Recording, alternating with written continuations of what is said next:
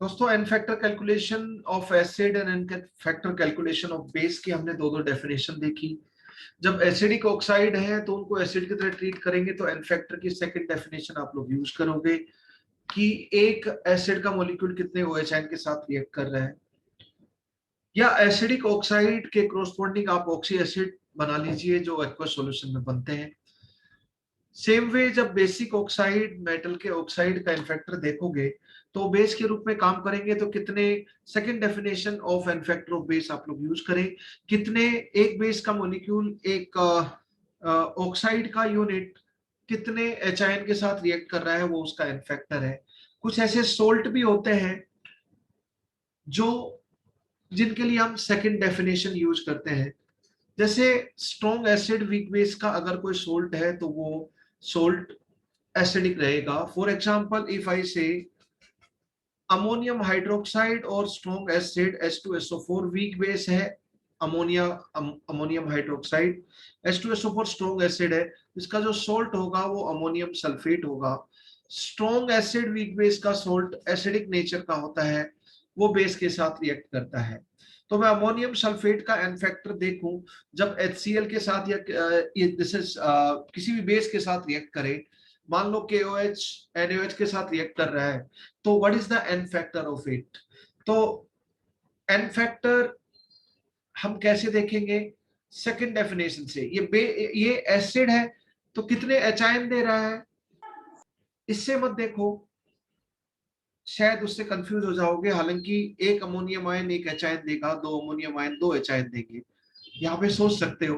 लेकिन अगर आप सेकंड डेफिनेशन से करो कि कितने OH आयन के साथ इसका एक यूनिट रिएक्ट कर रहा है, तो NH4OH बन जाएंगे और K2SO4 आपका बन जाएगा NH4OH। तो यहां से साफ साफ पता चल रहा है कि एक दो OH आयन के साथ रिएक्ट कर रहा है, तो एक मोल एसिड का, ये सोल्ट है पर एसिड के रूप में काम कर रहा है। ऑक्साइड भी एसिड के रूप में काम करते हैं, एसिडिक ऑक्साइड। तो सोल्ट और जब ऑक्साइड एसिड के रूप में काम करते हैं तो सेकंड वाली डेफिनेशन आपको ज्यादा यूजफुल हो जाती है। हालांकि अमोनियम सोल्ट में सोच सकते हो एक अमोनियम आयन एक H पॉजिटिव आयन देता है, या एक अमोनिया मॉलिक्यूल एक एच आयन लेकर एक NH4 पॉजिटिव अमोनियम आयन बनाता है, तो एक H पॉजिटिव आयन एक अमोनियम आयन की देन रहेगी एक्टिंग एज एसिड। वैसे आप सोचो तो दो अमोनियम आयन है इसकी यूनिट में, तो दो इसका फैक्टर फर्स्ट डेफिनेशन से भी निकाल सकते हो, लेकिन सेकंड डेफिनेशन से अगर आप निकालते हो तो ज्यादा अच्छा है, क्योंकि ये रिएक्शन हम लोग समझ सकते हैं आसानी से। अगर मैं बात करूं, ये तो मैंने एसिडिक सोल्ट ले लिया एक्टिंग एज एसिड, तो सेकंड डेफिनेशन यूज की। मैं जानता हूं एल्कली मेटल के जब NaOH स्ट्रॉन्ग बेस और weak acid carbonic acid react करते हैं तो उनसे कंप्लीट बैलेंसिंग वाली रिएक्शन नहीं लिख रहा मैं, पर कंप्लीट न्यूट्रलाइजेशन पे सोडियम कार्बोनेट बनेगा, ये हम सब जानते हैं। तो this is strong base carbonic acid काफी वीक एसिड होता है, तो स्ट्रॉन्ग बेस वीक एसिड का सोल्ट बेसिक सोल्ट होता है, तो ये एसिड के साथ रिएक्ट करता है। तो मैं बोलूं Na2CO3 का एन फैक्टर क्या होगा एसिड के रूप में एक्ट करते हुए। तो एक कार्बोनेट आयन एक एच आयन लेगा तो बाइकार्बोनेट में कन्वर्ट होगा, तो कार्बोनेट आयन का एन फैक्टर यहाँ पर 1 हो चुका है इधर।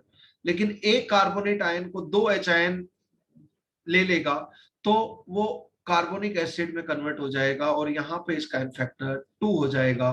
कार्बोनेट आयन इज बेस, वो एच आयन के साथ एसिड के साथ रिएक्ट कर रहा है। अब मैं इसकी दो रिएक्शन लिख रहा हूँ, डबल टाइट्रेशन हम लोग पढ़ेंगे, उसमें रिएक्शन यूज भी होगी। Carbonate and bicarbonate are basic of alkali metal. तो Na2CO3 बोलो, K2CO3 बोलो, KHCO3 बोलो, NaHCO3 बोलो, ये सब के सब बेसिक होते हैं और ये सब के सब एसिड के साथ, जैसे HCl H2SO4,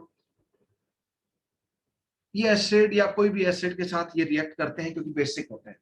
मैं अगर बोलूं कि यहाँ पे कार्बोनेट छुपा हुआ है, सबको समझ में आता है यहाँ पे कार्बोनेट छुपा हुआ है, मैं बोलता हूं कि एक HCl के साथ एक एसिड का मॉलिक्यूल रिएक्ट करता है तो क्या बन जाएगा, एक एच आयन आ जाएगा Na पॉजिटिव हटकर, तो कार्बोनेट से बाइकार्बोनेट तक आ जाएगा और Na पॉजिटिव Cl के साथ चला जाएगा। लेकिन दूसरी रिएक्शन में बोलता हूं कि Na2CO3 जितने भी HI ले सकता है, 2 ले सकता है, तो वो H2CO3 में कन्वर्ट हो जाएगा। कार्बोनेट आयन यहाँ पर भी छुपा हुआ है। अगर ये 2 H आयन लेता है तो कार्बोनिक एसिड में कन्वर्ट हो जाएगा, जैसे यहाँ पे लिखा हुआ है। एक H आयन लेता है तो N फैक्टर 1 के साथ बाइकार्बोनेट में कन्वर्ट हो जाता है। तो यहाँ पे 2 H आयन, यहाँ पे 1 H आयन लिए थे हमने, तो ये क्या हो जाएगा, H2CO3 बन जाएगा कार्बोनिक एसिड 2 H आयन लेने के बाद, प्लस 2 H आयन आ गए तो 2 Na पॉजिटिव कार्बोनेट आयन के साथ हटकर 2 NaCl बना देंगे। अब ये कार्बोनिक एसिड सबको पता है, सिर्फ एक्वस सॉल्यूशन में स्टेबल होता है और ये हाईली अनस्टेबल है, तो इसको हम तुरंत तोड़ कर लिख देते हैं H2O + CO2, वो बात अलग है। बट कार्बोनिक एसिड आप लिख सकते हैं, नॉट ए प्रॉब्लम। स्टेबिलिटी वाला फैक्टर अलग है, वो एन फैक्टर में यहाँ पे ज्यादा डिसाइड नहीं कर रहा। तो मुझे बताओ यहाँ पर सोडियम कार्बोनेट का एन फैक्टर क्या है, ऊपर वाली रिएक्शन। यहाँ पर सेकंड डेफिनेशन यूज करो, यहाँ पे बेस के रूप में काम कर रहा है क्योंकि एसिड HCl के साथ रिएक्ट कर रहा है और ये non redox acid base reaction ही है। ठीक है, तो यहाँ पर Na2CO3 का एक मोल HN के साथ रिएक्ट कर रहा है, तो यहाँ पे प्यार से इसका एन फैक्टर 1 लिख दो, प्यार से। यहाँ पर एक मोल Na2CO3 बेस का 2 मोल HN के साथ रिएक्ट कर रहा है, तो यहाँ प्यार से इसका एन फैक्टर 2 लिख दो।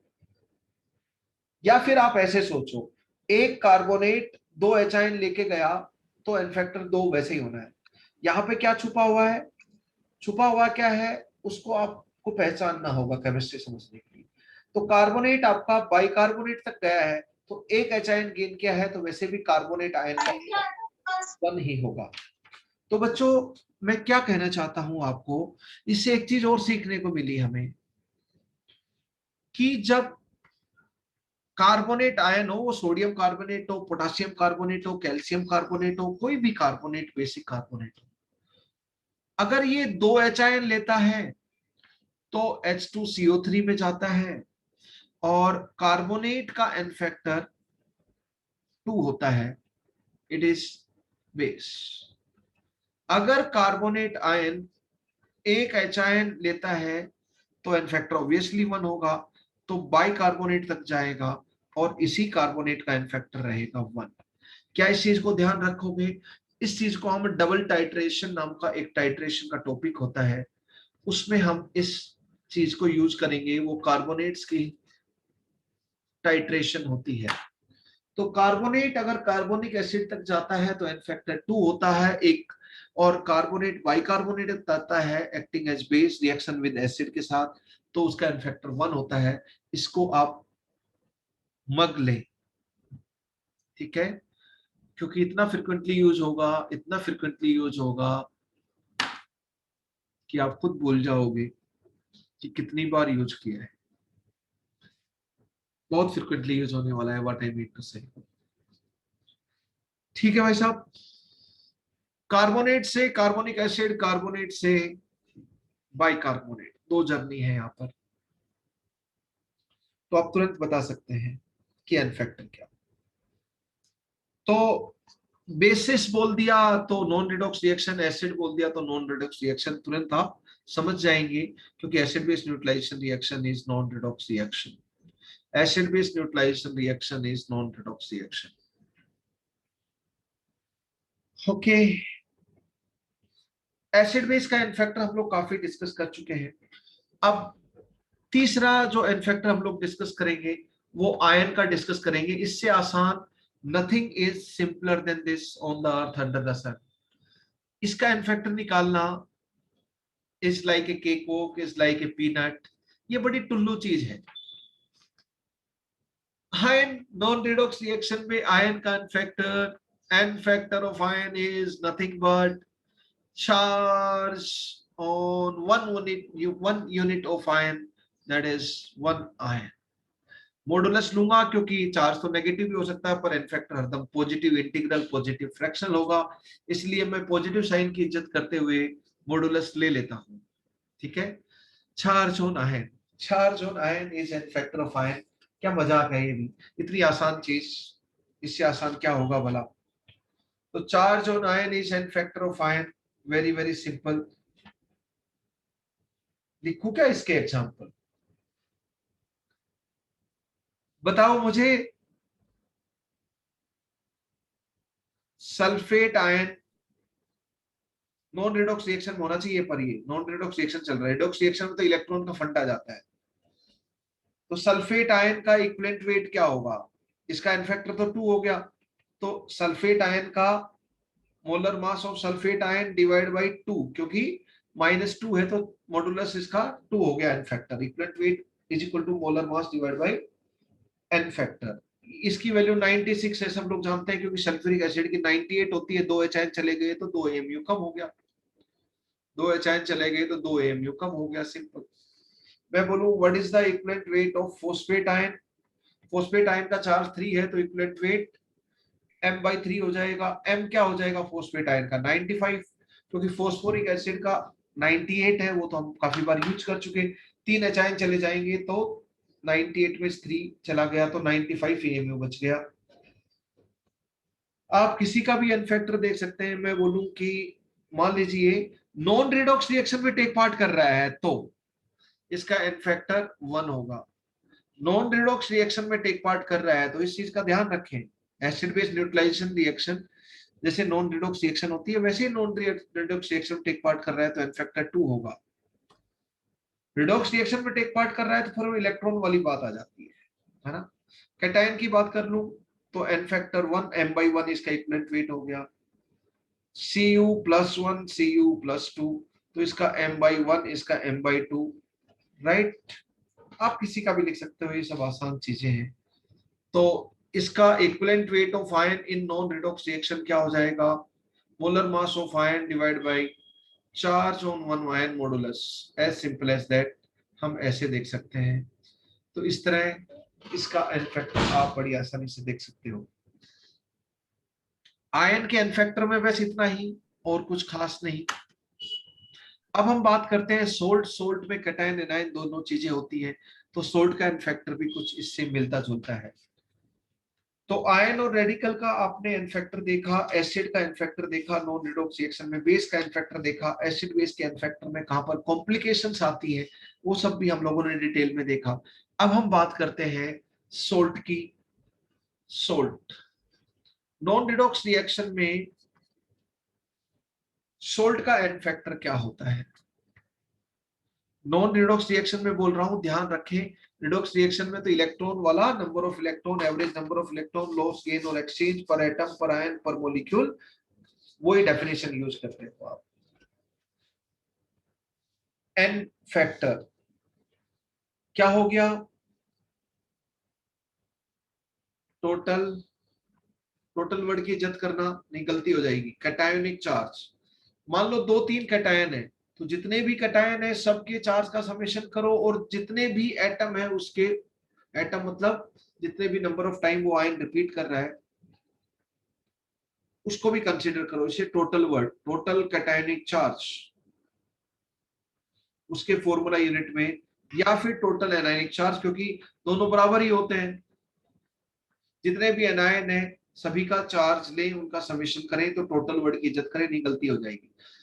अब ये दोनों तो आपस में बराबर ही होते हैं, यहाँ पे मॉडुलस लेने की जरूरत नहीं है। कैटायनिक चार्ज तो वैसे ही पॉजिटिव होता है, इनफैक्टर पॉजिटिव होना चाहिए, यहाँ पे मॉडुलस लेना जरूरी है। पर कहीं पे भी ले लो मॉडुलस, अच्छी बात है, ठीक है। पॉजिटिव को मॉडुलस लेंगे वो पॉजिटिव आ जाएगा।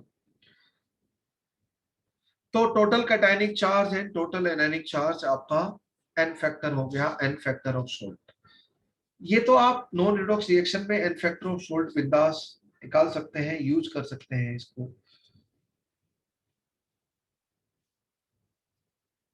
जैसे मैं आपसे बोलूं, अब वो सोल्ट कोई भी हो, एन फैक्टर ऐसे निकालोगे, हाइड्रेटेड सोल्ट हो, जैसे Na2CO3 अनहाइड्रस है, Na2CO3.10H2 जिसको वाशिंग सोडा बोलते हैं, वो हाइड्रेटेड है या अनहाइड्रस हो,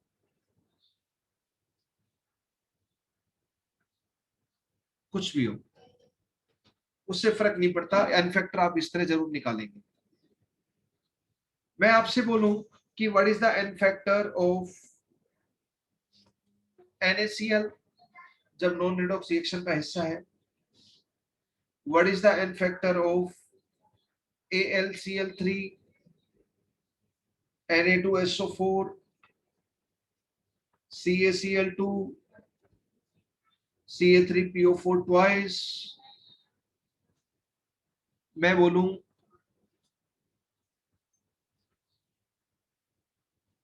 फेरस सल्फेट,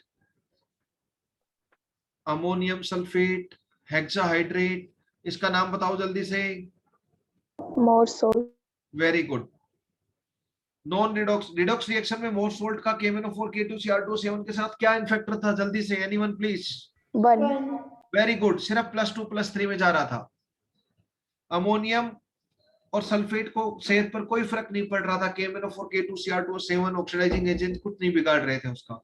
सिर्फ फेरस है यहाँ पे +2 और +3 में जा रहा था, वहां इलेक्ट्रॉन वाला इन्फेक्टर लगता है रिडॉक्स रिएक्शन में, रिडॉक्स टाइट्रेशन।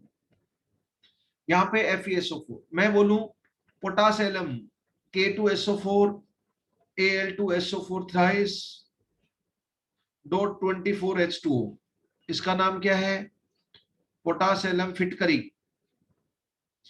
है ना। फिटकरी 6th-7th में एक एक्सपेरिमेंट करवाते थे, फिजिकल इंप्योरिटी जो रेत मिट्टी अर्दी इंप्योरिटीज होती हैं पानी में, उसको सेटल करने के लिए हम फिटकरी का इस्तेमाल करते थे, है ना।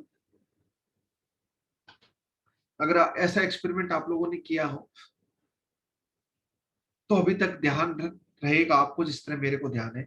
सिर्फ किताबों में पढ़ा है तो ध्यान रखना थोड़ा मुश्किल होता है ना। If you want to understand the thing, get involve in it. तो जब हम इन्वॉल्व हो जाते हैं तो हमें चीजें समझ में आती है। This is how human mind works. An experiment is one way to involve, although it is time taking, है ना, although it is time taking. अब मुश्किल है जब आप जेई नीट की प्रिपरेशन करते हो, देन इट इज चैलेंजिंग, क्योंकि हमारा कंटेंट इतना एक्सटेंसिव है कॉम्पिटिटिव एग्जामिनेशन में, इतना कुछ टाइम के हिसाब से 2 साल के हिसाब से, कि हम सब चीजें लैब में कर करके देखें और फिर उसमें तो इतना टाइम हमें है नहीं। This is not sufficient, and today's scenario it is of course not possible. ये भी पोटास, यहाँ पे ऑल वर्ड की इज्जत करनी पड़ेगी आपको ना। ये पोटास एलिमेंट देखो, यहाँ पर सल्फेट है, पोटासियम सल्फेट, यहाँ एल्यूमिनियम सल्फेट, तो 2 सल्फेट है 2 सोल्ट है, डबल सोल्ट हो गया। यहाँ पे ferrous sulphate ammonium sulphate, 2 sulphate है 2 सोल्ट, तो डबल सोल्ट, ये सब पोटास एलम एलम सब डबल सोल्ट होते हैं। यहाँ पे क्या है, के पॉजिटिव मोनोवेलेंट, के positive potassium, sodium, rubidium, caesium, ये सब आ सकते हैं एलम्स में, जनरल फॉर्मूला ऑफ एलम्स में ये सब आ सकते हैं। ये तो कॉस्टिक पोटास KOH होता है, तो इसलिए के पॉजिटिव आ रहा है, इसलिए पोटास एलम बोल दिया। लेकिन लिथियम +1 नहीं हो सकता, यूनिवेलेंट आयन 1 पॉजिटिव वाला आयन लिथियम +1 किसी भी एलम में नहीं हो सकता, because of small size of lithium, जो इसका जो क्रिस्टल स्ट्रक्चर होता है उसमें फिट नहीं होता, छोटा साइज है लिथियम का, because of structural requirement fulfilment नहीं हो रहा, इसलिए लिथियम कभी भी एलम्स में नहीं हो सकता। ये ऑब्जेक्टिव में क्वेश्चन भी पूछते हैं कि जो मोनोवेलेंट आयन होता है एलम्स में, वो लिथियम हो सकता है नहीं हो सकता, जी नहीं हो सकता। थैलियम +1 हो सकता है, अमोनियम भी हो सकता है, ये बड़े साइज के, लिथियम छुटकू है। यहाँ पर एल्यूमिनियम +3 में है, क्रोमियम क्रोमेलम होंगे तो क्रोमियम +3 भी होगा, ये सुन लो। आयरन के एलम होंगे तो Fe+3 भी होगा। ये ट्राइवेलेंट आयन है, ये क्या है, M-3 पॉजिटिव में है, और इसको मैं M बोल दूं तो वो 1 पॉजिटिव में है। तो एक ट्राइवेलेंट मेटल आयन और एक मोनोवेलेंट मेटल आयन, दोनों के सल्फेट सोल्ट होते हैं, तो ये डबल सोल्ट है, डबल सोल्ट है ये, राइट। तो जनरल फॉर्मूला लिखूं तो M2SO4 M-2SO4 thrice .24H2O, general formula alum का ये होता है। यहाँ एल्यूमिनियम की बजाय क्रोमियम कर दूं तो इसी का नाम हो जाएगा क्रोम एलम, ठीक है। यहां सोडियम की बजाय पोटासियम की बजाय सोडियम कर दूं, NaOH क्या होता है, कॉस्टिक सोडा, और KOH क्या होता है, कॉस्टिक पोटास। तो ये पोटास एलएम है। अगर NaOH का Na ले आऊं इधर तो ये सोडा एलएम हो जाएगा पोटास एलएम की जगह इसका नाम। व्हाट आई मीन टू से, जनरल फॉर्मूला ये है एलएम्स का, जिसमें where M is univalent ion, univalent cation, and M dash is trivalent ion। तो एलएम्स का जनरल फॉर्मूला ये होता है, उसमें से एक पोटास एलएम है, सारे एलएम डबल शॉर्ट होते हैं, और सारे एलएम का क्रिस्टल स्ट्रक्चर सेम होता है, सेम क्रिस्टल स्ट्रक्चर है सारे एलएम्स का, चाहे पोटास एलएम, क्रोम एलएम जो भी ले लीजिए, सभी का क्रिस्टल अरेंजमेंट सेम है। 3D में पार्टिकल जहां पर रखे रहते हैं, दूसरे में भी वहीं पे बस सोडियम की जगह पोटासियम हो जाएगा पोटास एलएम की जगह पर, अगर हम सोडा एलएम की बात करें लाइक दैट। कभी कभी ऑब्जेक्टिव में क्वेश्चन पूछा जाता है कि which of following is not LM, और सूडो एलएम कौन सा है, फॉल्स एलएम कौन सा है। तो यहां पे मान लो आपको मोनोवेलेंट आयन की बजाय कोई डाइवेलेंट आयन दे दे, जैसे मैं आपको लिख दूं FeSO4 और यहां पे लिखूं Al2SO4 थ्राइस डॉट 24H2, तो आप बोलोगे सर ये तो डाइवेलेंट है, पर एलएम का जनरल फॉर्मूला में ये यूनिवेलेंट होना चाहिए, तो ये सूडो एलएम कहलाएगा। क्या कहलाएगा, सूडो एलएम कहलाएगा। दिस इज नॉट, या यहां पर बहुत बार आपको Mn लिखा हुआ बहुत बार मिलता है, with experience I am saying, तो Mn+2 हो गया क्योंकि सल्फेट -2 है, यहाँ पे यूनिवेलेंट होना चाहिए। एलएम का जनरल फॉर्मूला ये है, just take care of it, add on information है ना, जस्ट जीके टाइप की एक चीज, तो एलएम का। इसी को एक तरीके से और लिख सकते हो, 2 पोटासियम है एक बार लिख दो, 2 एल्यूमिनियम है एक बार लिख दो, 1 सल्फेट इधर, 3 सल्फेट इधर, 4 सल्फेट है तो 2 बार लिख दो, 24H2 को 12H2 लिख दो। तो इसी को आप ऐसे भी लिख सकते हो, this is the another way of writing.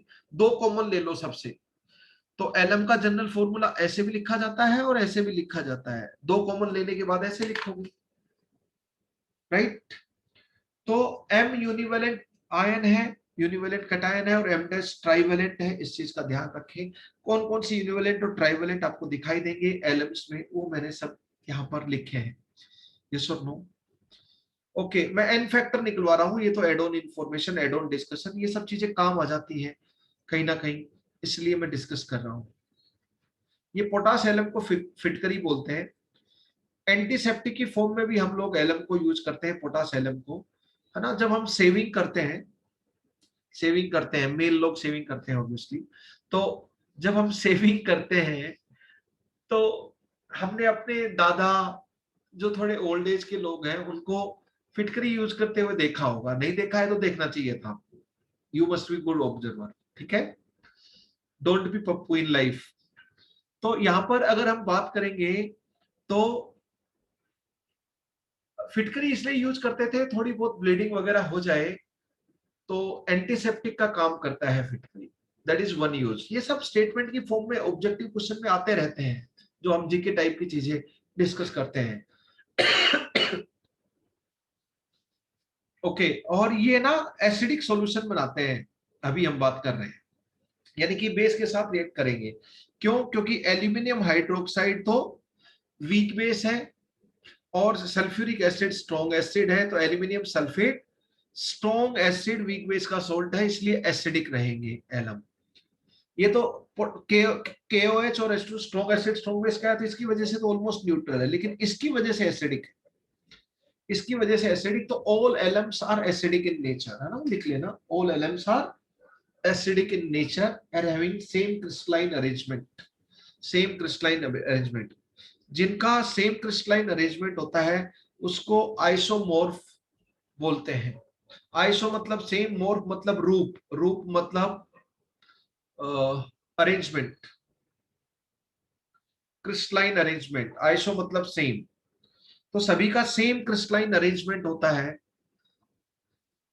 Same 3D में अरेंजमेंट होता है इनके आयंस का, पार्टिकल का। सारे एलम, चाहे पोटास एलम, चाहे सोडा एलम, चाहे क्रोम एलम, कोई भी एलम आप ले लो, सभी का सेम क्रिस्टलाइन अरेंजमेंट होता है तो एक दूसरे के आइसोमोर्फ होते हैं। तो आइसोमोर्फ वर्ड आपको क्वेश्चन में काम आएगा, मैं थोड़ा सा बता देता हूं। हालांकि सॉलिड स्टेट में हम पढ़ते हैं, दो टर्म होते हैं, एक आइसोमोर्फिज्म, आइसोमेरिज्म अलग है, आइसोमर अलग होता है। आइसोमेरिज्म तो पढ़ा है आपने ऑर्गेनिक केमिस्ट्री में, मैं आइसोमोर्फिज्म बोल रहा हूं, दोनों में कंफ्यूज मत होना। आइसोमोर्फ या आइसोमोर्फिज्म। दूसरा पोली, पोली का मतलब मैनी होता है, आइसो का मतलब सेम होता है। पोली का मतलब मैनी होता है, आप लोग जानते हैं। पोलीमोर्फिज्म, पोलीमोर्फ हो गए, पोलीमोर्फिज्म। दो कंपाउंड एक दूसरे के पोलीमोर्फ हैं या आइसोमोर्फ हैं, हम देखते हैं। आइसो मतलब, मोर्फ मतलब क्या होता है, अरेंजमेंट। मोर्फ मतलब crystalline arrangement. Crystal, 3D crystal में कैसे वो पार्टिकल रखे हुए हैं, उसके क्रिस्टलाइन अरेंजमेंट, जिसको हम हिंदी में बोलते हैं रूप। रूप मतलब फॉर्म, है ना, किस फॉर्म में है, किस तरह के अरेंजमेंट में है, रूप, रूप, है ना। तो ये हो गया क्रिस्टलाइन अरेंजमेंट। तो आइसो, इसमें क्या होगा, टू और मोर देन टू कंपाउंड्स होंगे, बट एक आइसो मतलब सेम, मान लीजिए ये वन, एक क्रिस्टलाइन अरेंजमेंट रखेंगे। आइसो मतलब एक फिक्स क्रिस्टलाइन अरेंजमेंट होगा, एक फॉर्म होगा, एक रूप होगा, आइसो होगा। लेकिन यहां पर अगर हम बात करें पॉलीमॉर्फिज्म, तो कंपाउंड तो एक ही होगा, यानी कि फॉर्मूला वाइज मैं बात कर रहा हूं, फॉर्मूला तो एक ही होगा। लेकिन पॉली मतलब मैनी, क्या है, क्रिस्टलाइन अरेंजमेंट कई है, तो उसके क्रिस्टलाइन अरेंजमेंट होंगे, वो दो या दो से ज्यादा क्रिस्टलाइन अरेंजमेंट में एग्जिस्ट करता होगा। ये यहाँ पे दो या दो से अलग अलग कंपाउंड, जैसे सारे एलम अलग अलग कंपाउंड हो गए, potash alum, soda alum, chrome alum, पर उन सभी का एक ही तरह का क्रिस्टलाइन अरेंजमेंट होता है, सब एक दूसरे के आइसोमोर्फ हो गए, सब एक दूसरे के क्या हो गए, आइसोमोर्फ हो गए। दो या दो से ज्यादा कंपाउंड एक ही क्रिस्टलाइन फॉर्म में हो, एक मतलब आइसो मतलब सेम क्रिस्टलाइन अरेंजमेंट। मैं जेडएनएस का एग्जांपल लेता हूं, जेडएनएस का फॉर्मूला तो एक ही, मैं फॉर्मूला वाइज बात कर रहा हूं। जेडएनएस दो तरह के अरेंजमेंट में होता है, एक क्यूबिक अरेंजमेंट और दूसरा होता है हेक्सागोनल अरेंजमेंट। आगे आप पढ़ोगे क्यूबिक हेक्सागोनल क्या होता है, पर ये टर्म यूज होंगी, मोल कॉन्सेप्ट के क्वेश्चन में भी यूज हो जाएंगी। तो आइसोमोर्फ का जो फॉर्मूला टाइप होता है ना, वो सेम होता है, जैसे सारे एलएम का फॉर्मूला टाइप सेम है, फॉर्मूला टाइप सेम होना चाहिए, तभी, मैं चार सेम नहीं बोल रहा, मैं फॉर्मूला टाइप सेम बोल रहा हूं। जैसे A2B3 किसी का फॉर्मूला है, तो दूसरे आइसोमोर्फ का भी वही फॉर्मूला होना चाहिए, तभी तो सेम अरेंजमेंट होगा। क्यूबिक और हेक्सागोनल दो तरह के अरेंजमेंट में रहते हैं। जब क्यूबिक अरेंजमेंट में होता है तो उसको बोलते हैं जिंक ब्लेंड या स्पेलेराइट, और जब ये हेक्सागोनल अरेंजमेंट में रहता है तो जेडएनएस को बोलते हैं, जेडएनएस को बोलते हैं वुडजाइट, इसका मिनरल होता है इनफैक्ट वुडजाइट। तो स्पेलराइट और वुडजाइट में जिंक दो अलग अलग अरेंजमेंट में होता है, क्यूबिक अरेंजमेंट हेक्सागोनल में। तो दिस इज एग्जांपल ऑफ एक कंपाउंड है, एक फॉर्मूला है जेडएनएस, बट उसका अरेंजमेंट दो या दो से ज्यादा है, पोली है, तो इसको बोलूंगा पोलीमॉर्फिज्म। तो wurtzite and sphalerite are polymorph of each other, LMs are isomorph of each other. Are you able to understand this, guys? Yes, sir. तो आइसोमॉर्फिज्म और पॉलीमॉर्फिज्म टर्म को जरा ध्यान रखना, ये काम आती रहती है। तो isomorph have same type of formula, isomorph have same type of formula. जैसे मैं आपको बोलूं, एक K2SO4 है, दूसरा NaCl है, क्या एक दूसरे के आइसोमोर्फ हो सकते हैं? कदापि नहीं। यहाँ पे कैटायन दो है, दो K पॉजिटिव और सल्फेट एक -2, यहाँ पे एक एनायन है, सही बात है, लेकिन कैटायन एक ही है, वहां पे दो है, एक दूसरे के आइसोमोर्फ कैसे हो सकते हैं? आइसोमोर्फ होने के लिए फॉर्मूला टाइप सेम होना चाहिए, ये एक दूसरे के आइसोमोर्फ नहीं हो सकते। और पॉलीमोर्फ में तो वैसे ही फॉर्मूला एक ही होता है, वहां पे फॉर्मूला टाइप सेम होना चाहिए। जैसे पोटास एलएम और इसमें क्या फर्क है, यहाँ पे पोटासियम की जगह सोडियम कर दूं, जैसे मैं बोलूं K2SO4 एंड K2SeO4, ये सल्फेट है, ये सेलिनियम है, तो सेलिनेट हो गया। तो बस इसके स्ट्रक्चर में और इसके स्ट्रक्चर में दोनों का स्ट्रक्चर एक जैसा है, बस जहां सल्फर रखा है वहां पे सेलिनियम रखा है। तो ये दो डिफरेंट कंपाउंड है जिनका सेम क्रिस्टलाइन अरेंजमेंट है। फॉर्मूला टाइप, दो कैटायन एक एनायन, दो पोटासियम और एक सल्फेट, दो पोटासियम एक सेलिनेट, तो इनका फॉर्मूला टाइप सेम है, तो ये एक दूसरे के एक्चुअल में आइसोमॉर्फ होते हैं। पर क्रिस्टलाइन अरेंजमेंट भी सेम होना चाहिए, सिर्फ फॉर्मूला टाइप से बात नहीं बनती है ना, फॉर्मूला टाइप से बात नहीं बनती है, क्रिस्टलाइन अरेंजमेंट भी सेम होना चाहिए। जैसे NaCl का क्रिस्टल देखो और MgO का क्रिस्टल देखो, यहाँ पे Na+1Cl-1 Mg+2NO-2, दोनों का फॉर्मूला AB टाइप है, एक में A1B1, एक में A+2B-2, पर 1:1 में तो है कैटायन है। ये दोनों एक्चुअल में हम देखें इनका क्रिस्टलाइन अरेंजमेंट तो ये सेम अरेंजमेंट रखते हैं। NaCl का अरेंजमेंट कैसा है, 3D में कैसा है, वो तो आपके सिलेबस में पढ़ना भी होता है 12th स्टैंडर्ड में। NaCl का क्रिस्टलाइन अरेंजमेंट कहां पर Cl नेगेटिव रखें, कहां पे Na पॉजिटिव, 3D में इमेजिंग भी करना होता है। और MgO का बिल्कुल वैसा का वैसा होता है, NiO का भी वैसा का वैसा होता है, सब एक दूसरे के आइसोमॉर्फ है, फॉर्मूला टाइप एक जैसा हो गया ना, -2 और निकेल +2 हो गया। तो चार्ज नहीं बोल रहा मैं, फॉर्मूला टाइप सेम होना चाहिए आइसोमॉर्फ के लिए, 1:1 में है कैटायन एनायन, समझ गए, वो compulsory condition. Okay, N factor के ऊपर आ जाते हैं, total cationic charge, total anionic charge. अब बताओ इन सब का एन फैक्टर क्या क्या है। सबका एन फैक्टर बहुत ही आसान चीज, total cationic, total anionic charge, ये एड ऑन डिस्कशन क्वेश्चन में काम आता रहेगा। बताओ total cationic charge, total anionic charge, tell me fast. यहाँ पे +1 -1, तो टोटल कैटायनिक चार्ज 1 का मॉडुलस, टोटल एनायनिक चार्ज -1 का मॉडुलस, कोई भी एक लो, मैंने और लिखा है, प्लस नहीं लिखा, इधर इधर और लिखा है मैंने, क्या तो ऊपर वाला लो या नीचे वाला लो, पर टोटल वर्ड की इज्जत करना, गलती होगी टोटल वर्ड की इज्जत नहीं करोगे वहीं पर, बस इसलिए मैंने अंडरलाइन किया। तो इसका एन फैक्टर 1 हो जाएगा, तो इक्विवेलेंट वेट ऑफ NaCl क्या हो जाएगा, इसका मोलर मास तो 58.5 है, 23 + 35.5, एन फैक्टर 1 है, तो ये इसका इक्विवेलेंट वेट हो जाएगा नॉन रिडॉक्स रिएक्शन में। इसका +3 है और 3 क्लोराइड पे -3 है, तो N factor, total cationic charge +3 का मॉडुलस, टोटल एनायनिक तीनों क्लोराइड का देखना है -3 है, 2 सोडियम का +2, क्योंकि +1 एक सोडियम पे है और एक सल्फेट का -2, तो टोटल कैटायनिक और टोटल एनायनिक -2 और +2 का मॉडुलस 2। यहाँ पे भी एन फैक्टर 2, बताओ एन फैक्टर क्या होगा इधर जल्दी से। 6.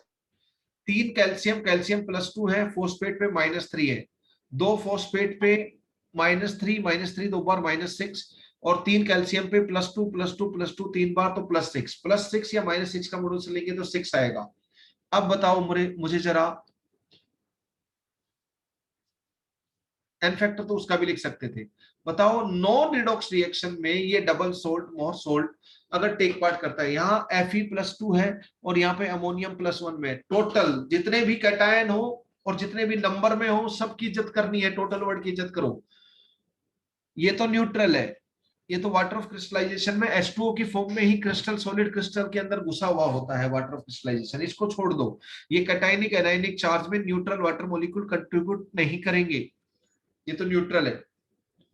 Fe+2, तो +2 इसकी वजह से, एक अमोनियम पे +1, 2 अमोनियम, तो टोटल कितना हो गया, +2 इधर और इधर +1 दो बार +2, तो टोटल कैटायनिक चार्ज +4 हो गया। एक सल्फेट पे -2 है, यहाँ पर दूसरा सल्फेट, तो जितने भी एनायन है -2 दो बार आ रहा है तो -4, तो +4 या -4 का मॉडुलस हो गया 4। पर ये नॉन रिडॉक्स रिएक्शन में है, और रिडॉक्स रिएक्शन में इसका एन फैक्टर 1 होगा। KMnO4 K2Cr2O7 के साथ इसकी रिएक्शन बहुत बार पूछी जाती है, इसका एन फैक्टर 1 होगा, टेक केयर ऑफ इट। बताओ इधर इसका एन फैक्टर क्या होगा, 2 पोटासियम पे और 2 एल्यूमिनियम है इधर, 2 एल्यूमिनियम पे +6 और 2 पोटासियम पे +2, टोटल कैटायनिक चार्ज +8 का मॉडुलस 8, दो एक सल्फेट आयन -2 और यहाँ पे 3 सल्फेट आयन है, तो 3 सल्फेट पे -6, टोटल वर्ड की इज्जत करें तो टोटल एनायनिक चार्ज -2 और -6 -8, तो -8 का मॉडुलस लो या टोटल कैटायनिक चार्ज +8 का मॉडुलस लो, इसका इन फैक्टर 8 आ जाएगा। नॉन रिडॉक्स रिएक्शन में 8 आ जाएगा इसका इन फैक्टर, इसका इन फैक्टर 4 आएगा। तो दिस इज हाउ, मैं इसका इन फैक्टर रिडॉक्स रिएक्शन में नहीं बता रहा हूँ, टोटल कैटायनिक चार्ज और टोटल एनायनिक चार्ज। इसका इक्विवेलेंट वेट क्या होगा, इसका मोलर मास, मान लो इतने का मोलर मास m है, तो यहाँ पे m प्लस 18 मल्टीप्लाई 6, 6 स्ट्रोक अभी तो कंसिडर करोगे, वो होगा टोटल m डैश बोल दो, डिवाइड बाई 4। मान लो इतने टोटल का मोलर मास m है, तो इक्विवेलेंट वेट क्या हो जाएगा इस पोटास एलएम का पूरे का,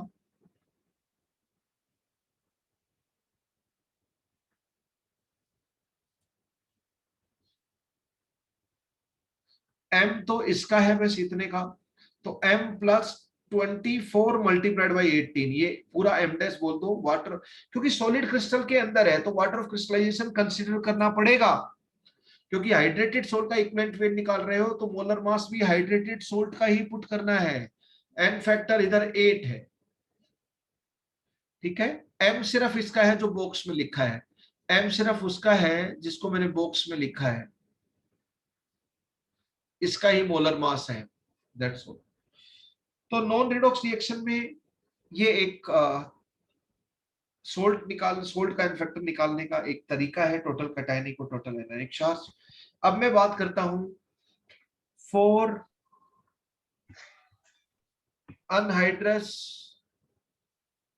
सोल्ट, सोल्ट की जगह कोई ऑक्साइड नाइट्राइड भी हो सकता है, having one cation and only one type of anion, one type of cation and one type of anion बस। जैसे यहां पर कैटायन थे पोटास एलएम में के पॉजिटिव और एल्यूमिनियम आयन, तो वहां पर एप्लीकेबल नहीं है ये, तो इक्विवेलेंट वेट ऑफ सोल्ट या फिर ऑक्साइड नाइट्राइड जो भी है, तो कैसे कैसे निकाल लोगे, कैटायन वो आयन है उसका तो इन्फेक्टर पहले ही निकालना आता है आपको, equivalent weight of an ion, anhydrous होना चाहिए, हाइड्रेटेड नहीं होना चाहिए, तो आप इससे भी निकाल सकते हो। इसको ध्यान रखें, इसको हम बहुत फ्रिक्वेंटली यूज करेंगे न्यूमेरिकल में, बहुत फ्रिक्वेंटली यूज करेंगे इसको, cation plus anion, cationic part plus anionic part. जैसे दो तरीके मिल गए मुझे इक्विवेलेंट वेट ऑफ सोल्ट निकालने के, एक तरीका तो ये है कैटायन एनायन का, कैटायन का n factor charge on ion, anion का n factor modulus of charge on anion, है ना, वो तो आप जानते ही हो। तो इसको m by N factor of cation, इसको m of anion divide by N factor of anion, और इसको आप वेरीफाई भी कर सकते हो। जैसे मैं CaCl2 का एग्जांपल दूं, मेथड 1 से निकालता हूं, तो इसका इनफैक्टर कितना हो गया 2, इसका मोलर मास 111 है, तो इक्विवेलेंट वेट ऑफ CaCl2 मैं निकालूंगा तो molar mass divide by N factor ये आ गया, ये मेथड 1 से। मेथड 2 ये मेथड है कैटायन प्लस एनायन, तो इक्विवेलेंट वेट ऑफ CaCl2 कैसे निकाल सकता हूं, इक्विवेलेंट वेट तो इसमें कैटायन छुपा हुआ है प्लस इक्विवेलेंट वेट एनायन छुपा हुआ है।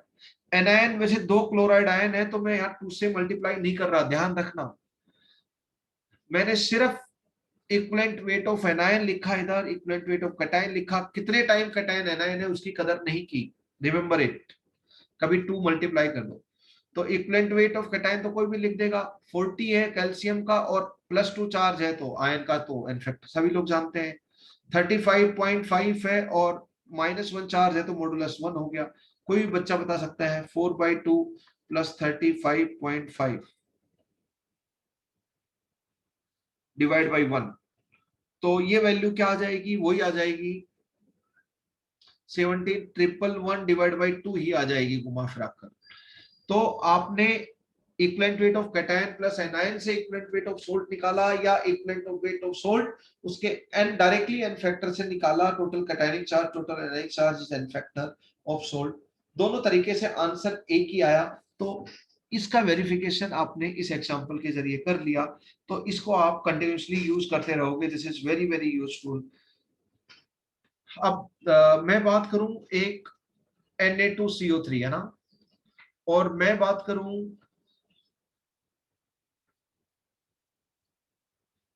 अनहाइड्रस है Na2CO3.10H2, इसका मोलर मास होता है 106। इसका कितना हो जाएगा हाइड्रेटेड का 106 प्लस 10 H2O है तो 180 और हो गया, तो ये हो गया 286। ठीक है, एम डैश बोल दो बस। तो इसका total cationic total anionic charge वाले में तो कोई लिमिटेशन है नहीं, दो होगा। यहाँ total cationic total N factor इधर भी दो होगा। तो मैं बोलूं what is the equivalent weight of Na2CO3, तो उसी का ही मोलर मास लिखोगे, उसी का ही एन फैक्टर लिखोगे। मैं बोलूंगा what is the equivalent weight of Na2CO3 washing soda जिसको हम बोलते हैं, तो उसी का ही मोलर मास लिखोगे एम डैश, डिवाइड बाई उसी का ही एन फैक्टर लिखोगे। तो अनहाइड्रस और हाइड्रेटेड में एम में फर्क आता है, हालांकि एन फैक्टर सेम रहता है non redox reaction. N factor is same but equivalent mass differs because molar mass differs, right, molar mass differs. तो equivalent weight of cation plus equivalent weight of anion is very useful information for numericals to do, उसको हम खूब use करेंगे। अब हमारा हो गया 4 cases हो गए नॉन रिडॉक्स रिएक्शन में। आयन का N factor, charge on ion, बहुत ज्यादा आसान चीज। सोल्ट का N factor, total cationic charge, total anionic charge, जितने भी कैटायन है सारे लो, जितने भी नंबर में रिपीट हो रहे हैं कैटायन सारे लो, तब टोटल वर्ड की इज्जत होगी। Total cationic charge, total anionic charge. Non redox reaction में एन फैक्टर, रिडॉक्स रिएक्शन में तो इलेक्ट्रॉन लॉस गेन एक्सचेंज होते हैं, तो इलेक्ट्रॉन वाली डेफिनेशन यूज होती है एन फैक्टर की। फिर हम बात करें एसिड, एसिड के एन फैक्टर की दो डेफिनेशन देखी हमने, कितने एचाइन दे रहा है पर मोलिकुलर एन एवरेज, या कितने ओचाइन के साथ रिएक्ट कर रहा है। ऑक्साइड और सोल्ट अगर कोई एसिड के रूप में काम करते हैं तो उनमें सेकंड वाली डेफिनेशन काम आती है। और बेस के एन फैक्टर की भी दो डेफिनेशन देखी, फर्स्ट यूज होगी, कभी कभी सेकंड भी यूज होगी। तो मैं अगर आपको बोलूं तो बेस का एन फैक्टर की डेफिनेशन है, पहला ऑन एन एवरेज कितने ओएचआईएन मिल रहे हैं पर यूनिट पर मॉलिक्यूल ऑफ बेस, या कितने एचायन के साथ होने एन एवरेज एक मॉलिक्यूल बेस रिएक्ट कर रहा है। सेकंड वाली डेफिनेशन जब ऑक्साइड और सोल्ट बेस के रूप में काम करते हैं, स्पेशली सेकंड वाली डेफिनेशन तब यूज होती है। ओके, ये हो गया। अब हम एलिमेंट का एन फैक्टर देखते हैं, ये बहुत कॉमन है। फिफ्थ एलिमेंट का एन फैक्टर, किसी भी एलिमेंट का यानी कि एटम का, एलिमेंट के atom, this is very simple. N factor किसी भी कंपाउंड में एटम का देखना हो तो आप सिंपल उसका ऑक्सीडेशन नंबर, वो भी एवरेज वाला जो ऑक्सीडेशन स्टेट का एवरेज होता है ऑक्सीडेशन नंबर, उसी से ही आपका काम चल जाएगा। क्योंकि ऑक्सीडेशन नंबर तो ऑक्सीडेशन स्टेट तो पॉजिटिव नेगेटिव होती है, इसलिए मैं मॉडुलस लेना समझदारी समझता हूं। एक एटम का एन फैक्टर, एक एटम के लिए एवरेज जो ऑक्सीडेशन स्टेट्स की वैल्यू है ऑक्सीडेशन नंबर, उसी से ही निकल जाएगा।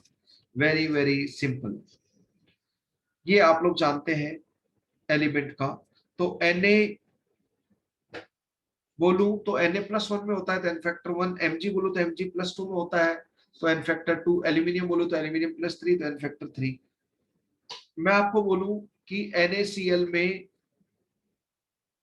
बताओ, NaCl के अंदर Na है, उसका क्या है इक्विवेलेंट वेट, क्योंकि मुझे पता है +1, तो इसका ऑक्सीडेशन नंबर 1 है, तो इसका molar mass divide by sodium का 23 डिवाइड बाई 1 करेंगे। मैं बोलूंगा इसमें Cl नेगेटिव का क्या है, तो Cl का 35.5 एटॉमिक मास होगा, और डिवाइड बाई, तो इक्विवेलेंट मास ऑफ एटम क्या होगा, इसका एटॉमिक मास ही बोलूंगा मैं, और क्या एटम का, तो इसको m molar atomic mass divide by oxidation number का मॉडुलस, यही हो जाएगा इक्विवेलेंट मास एलिमेंट के लिए ना। यहाँ पे एटॉमिक मास आएगा, आयन और मॉलिक्यूल के लिए मॉलिक्यूलर मास, आयनिक मास, मोलर मास बोल दो जनरली, ग्राम पर मोल में यूनिट रखना चाहते हो, डिवाइड बाई 1, क्योंकि Cl नेगेटिव का ऑक्सीडेशन नंबर 1 एलिमेंट की अगर हम बात करूं। अब मैं बात करता हूं PbO, PbO2। अच्छा, PbO2 परऑक्साइड होता है या ऑक्साइड होता है? यहाँ पे O2-2 छुपा हुआ है क्या, परऑक्साइड? नहीं, O2 - 2 तो Pb+2 में होता, यहाँ Pb+2 है, यहाँ Pb+4 है, यहाँ पे 8/3 एवरेज ऑक्सीडेशन स्टेट है। ये क्या होता है, 2 Pb+2 में है और 1 Pb+4 में है। ये मिक्स ऑक्साइड होता है, आप लोग जानते हैं, इस तरह आता है, इसलिए 8/3 एवरेज। तो यहाँ पे मैं बोलूं इक्विवेलेंट वेट ऑफ पीबी कितना है, आप बोलोगे पीबी का तो 208 होता है एटॉमिक मास, 207 सॉरी 207 होता है कैलकुलेशन के लिए। 207 डिवाइड बाय 2 करोगे क्योंकि ऑक्सीडेशन नंबर 2 है। मैं इक्विवेलेंट वेट ऑफ एलिमेंट की बात कर रहा हूँ, एलिमेंट उसके एक एटम की। यहाँ पे पीबी एलिमेंट की बात करूं तो 207 तो इसका मोलर मास है, एटॉमिक मास, डिवाइड बाय 4 करूंगा। यहाँ पे इक्विवेलेंट वेट ऑफ पीबी वो एवरेज से काम चल जाता है, तो 207 डिवाइड बाय 8/3 यानी कि 3 मल्टीप्लाइड बाय 208 डिवाइड बाय 8, ये आ जाए 207 सॉरी 207। तो ये आपका एम है, एम एम है ना, इन सब की जगह पर एम लिखा रहता है जनरली ऑप्शंस में। जो मोलर मास होता है उसके लिए एम लिख देते हैं, और एम की वैल्यू चेंज होती रहती है अलग अलग चीज के लिए। लेड के लिए अलग है, सोडियम के लिए अलग है, और एम चेंज होता रहेगा सबके लिए। इसी तरह मैं एक दूसरा एग्जांपल लेता हूं, सभी लोग बताएं। एक फेरस का ऑक्साइड है, एक फेरिक का ऑक्साइड है, और एक मिक्स ऑक्साइड है। तीनों आप लोग जानते हैं, यहाँ पे Fe+2, यहाँ पे Fe+3, और यहाँ पे +2+3 दोनों होते हैं, आप लोग जानते हैं। एक Fe+2 में और 2 Fe+3 में होती है, इसलिए एवरेज 8/3 आता है। All of us know it. मैं बस एक चीज पूछना चाहता हूं कि तीनों कंपाउंड में, तीनों ऑक्साइड में Fe का इक्विवेलेंट वेट बताएं, तीनों में Fe का इक्विवेलेंट वेट बताएं। तो ये m/2, m की वैल्यू 56 होती है, एटॉमिक मास ऑफ, यहाँ पे m/3, और यहाँ पे हो जाएगा m8/3, पलटी मारकर 3m/8 हो जाएगा। सब जगह m की value 56 atomic mass of iron, सब लोग जानते ही हैं। इस तरह आप कैलकुलेट कर सकते हो बच्चों बड़े प्यार से। मैं बोलूं SNO, मैं बोलूं SNO2, SN+2 में है, +4 में है, मैं एक साथ कंपेयर करने के लिए लिख रहा हूं। तो इक्विवेलेंट वेट ऑफ SN कितना हो जाएगा इधर और इधर एलिमेंट का। m की वैल्यू टिन के लिए 119 होती है, तो ये m/2 हो गया, ये m/4 हो गया, और m की value atomic mass of tin is 118.7, आप 119 ले सकते हो कैलकुलेशन के लिए केमिस्ट्री में, राइट। एलिमेंट का एटॉमिक वेट आप बड़े प्यार से लिख सकते हैं। अब हम बात करें, बताओ Fe.930, हाँ ये खूब क्वेश्चन में आएगा। N3H, इफ फ्रैक्शनल की बारी कर रहा हूं, SN4.44, ये आपका असाइनमेंट में भी क्वेश्चन मिलेगा। O8, तो मैं बोलता हूं बताओ इस एलिमेंट, इस एलिमेंट, इस एलिमेंट की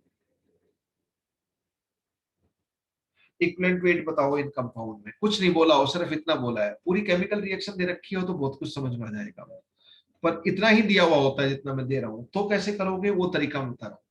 तो यहाँ पे बताओ ऑक्सीडेशन स्टेट कितनी है बच्चों, 200/93 है ना यार, आयरन की। यहाँ पे कितनी है, -1/3, और यहाँ पर कितनी है, निकाल लो x, टिन की है ना, तो 4.44 multiplied by x -8, option 16, charge is equal to 0, तो x का 16 डिवाइड बाई 4.44 है। तो इसकी ऑक्सीडेशन स्टेट सबकी आपको निकालनी आती है, तो 16 डिवाइड बाई 4.44 हो गया।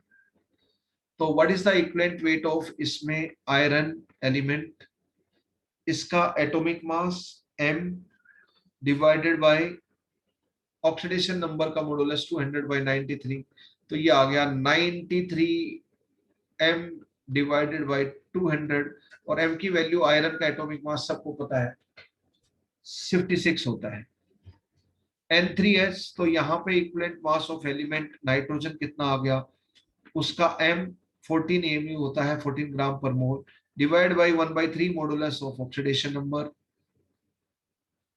तो ये 3m हो गया, और m की वैल्यू 14 ग्राम पर मोल होती है। इक्विवेलेंट वेट ऑफ टिन कितना हो गया, equivalent weight of tin m divide by उसका ऑक्सीडेशन नंबर 16 डिवाइड बाय 4.44, कट पिट आप लोग कर लेंगे। तो ये 4.44 डिवाइड बाय 16 कट पिट कर लोगे, m की वैल्यू टिन के लिए 119 होती है, पुट कर देंगे। तो ये कुछ स्पेशल एग्जांपल हैं। ये खास वाला, ये वाला क्वेश्चन में यूज होता है, नॉन स्टोइकियोमेट्रिक कंपाउंड है ना, जिनका फ्रैक्शनल हो तो इनको बोलते हैं नॉन स्टोइकियोमेट्रिक कंपाउंड्स। और नॉन स्टोइकियोमेट्रिक कंपाउंड को कभी कभी आप देखोगे ये टर्म भी यूज होगा, बर्थेलोइड्स भी यूज करते हैं, बर्थेलोइड्स, बर्थेलोइड्स डबल एल, बर्थेलोइड्स भी टर्म यूज करते हैं नॉन स्टोइकियोमेट्रिक कंपाउंड के लिए। तो जिनमें इस तरह का फ्रैक्शनल सबस्क्रिप्ट में हो तो उनको नॉन स्टोइकियोमेट्रिक कंपाउंड बोलते हैं। Done, these are known as non stoichiometric compounds. Able to understand? Any confusion, anyone? Any confusion, anyone, please?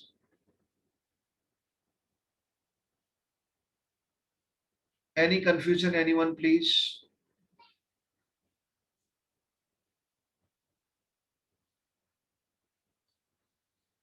ठीक है बच्चों, ये मैंने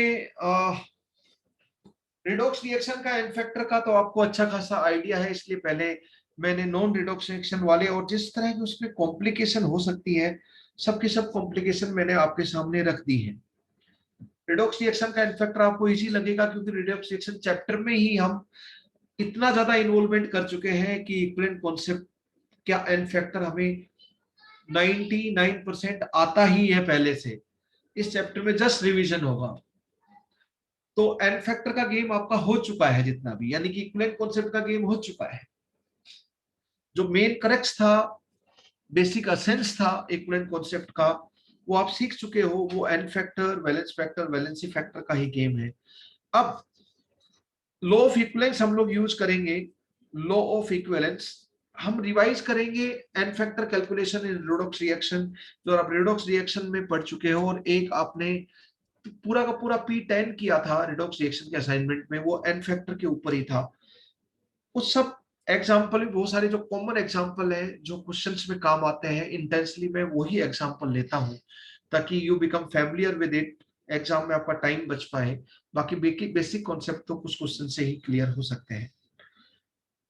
अब हम एक सबसे बड़ी चीज जिसके लिए एन फैक्टर हम लोग, कभी एन फैक्टर की definition charge on ion, ion के लिए, कभी सोल्ट के लिए total cationic total anionic charge, acid के लिए कितने एच आयन, बेस के लिए कितने ओ एच आयन, इस तरह जो एन फैक्टर की हम अलग अलग डेफिनेशन देख रहे थे, अलग अलग के लिए डिपेंड करता है वो केमिकल स्पीसीज उस रिएक्शन में सोल्ट का काम कर रहा है या एसिड का काम कर रहा है या बेस का काम कर रहा है या ऑक्सीडाइजिंग एजेंट का काम कर रहा है, उसका एन फैक्टर निकालने की डेफिनेशन आपने अलग अलग देखी।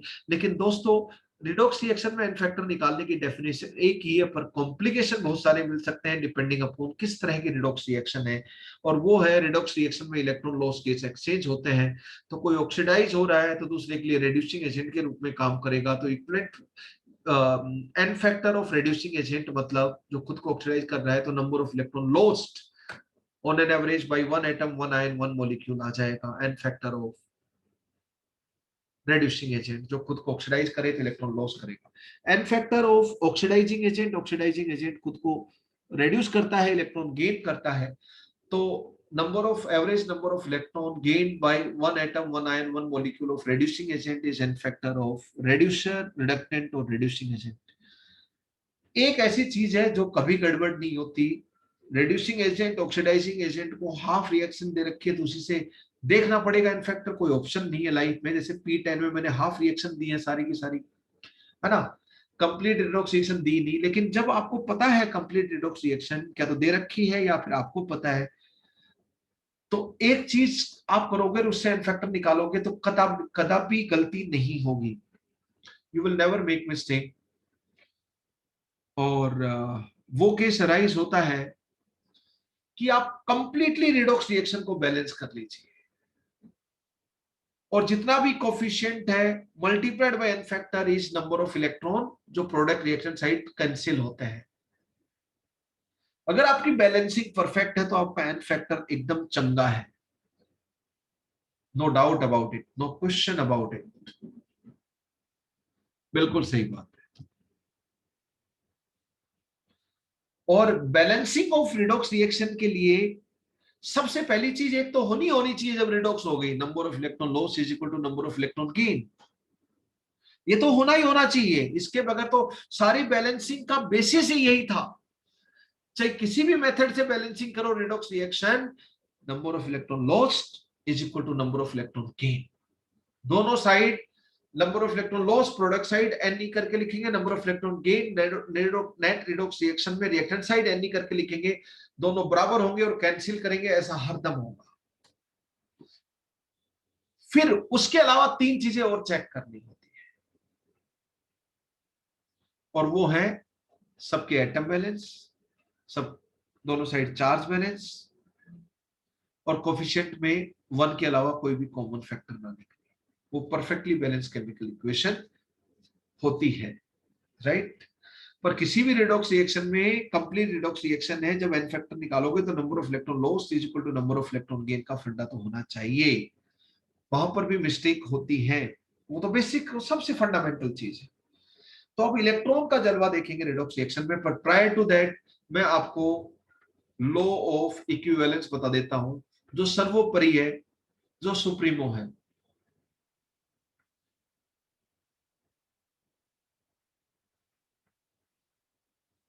Law of equivalence, AA plus BB producing CC plus DD, बहुत बार देखा होगा। मोल कॉन्सेप्ट में कैसे पढ़ते थे? When A mole of capital A react with B mole of capital B, it produce C mole of capital C and D mole of capital D। जो caps में है वो रिएक्टेंट प्रोडक्ट है। Small ABCD stoichiometric coefficient है, ये molar ratio को बताते हैं जिसमें रिएक्टेंट रिएक्ट करते हैं और प्रोडक्ट प्रोड्यूस करते हैं।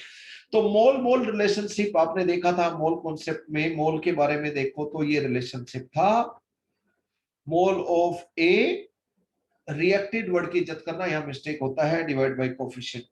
मोल ऑफ बी जितने भी रिएक्ट होंगे वो डिवाइडेड बाय उसका कोफिशिएंट। रिएक्टेड वर्ड को थोड़ा अच्छा लिख देता हूं, हालांकि आप लोग काफी समझदार हो। Mole of C produce divide by coefficient, mole of D produce. अब ये एबीसीडी कोफिशिएंट का मैं पंगा ही छोड़ दूं, एबीसीडी मुझे मतलब ही नहीं रहे, बैलेंसिंग में करूं ही नहीं। मोल कॉन्सेप्ट में तो मोल मोल रिलेशनशिप चाहिए, यही जान है मोल कॉन्सेप्ट की। यस और नो? राइट, यही जान है मोल कॉन्सेप्ट।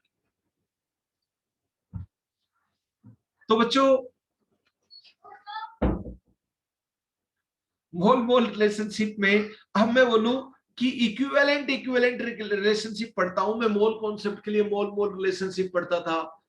जहां मोल थे सब जगह मिली मोल भी लिख सकते हो एबीसीडी के, और तो क्या, आप गैसीय से तो वॉल्यूम और प्रेशर भी लिख सकते हो। गैस एनालिसिस में तो यूडियोमेट्री में तो आप जहां मोल थे सब जगह वॉल्यूम का ही इस्तेमाल करते थे। इक्विवेलेंट इक्विवेलेंट रिलेशनशिप ये इक्विवेलेंट कॉन्सेप्ट की चीज है। तो इक्विवेलेंट ऑफ ए